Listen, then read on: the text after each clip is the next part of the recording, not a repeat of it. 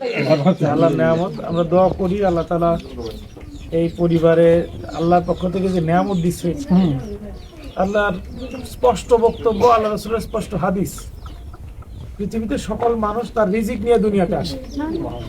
সুতরাং রিজিক নিয়ে আল্লাহ এরকম অনেক মানুষ এইভাবে জীবিত রেখেছে, সুন্দরভাবে রেখেছে। আপনারা ফিলিস্তিনের নাম শুনছেন, গাজা, সেখানে অনেক শিশু জন্মগ্রহণ করে তার বাবা মার সাথে কোনোদিন দেখাও হয় না, এই মরুভূমিতেই বড় হয়। আলহামদুলিল্লাহ তারা সুস্থভাবে বড় হয়, ভালো হয়। দোয়া করি আল্লাহ তাআলা তাদেরকে সুস্থ রাখুন, নিরাপদে রাখুন। আমরা আমাদের অন্তর থেকে তাদের জন্য যেভাবে দোয়া করব, তাদের পাশে যেভাবে পারি সহযোগিতার হাত বাড়াবো ইনশাআল্লাহ। আমরা যতটুকু পারি ইনশাআল্লাহ, যখন পারি, যেভাবে পারি আমরা সহযোগিতা করব।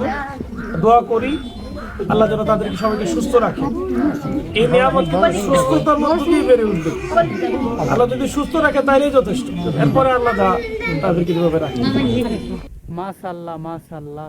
ভিডিওটা ভালো লাগলে সবাই শেয়ার করে দিন। কত সুন্দর একটা দৃশ্য।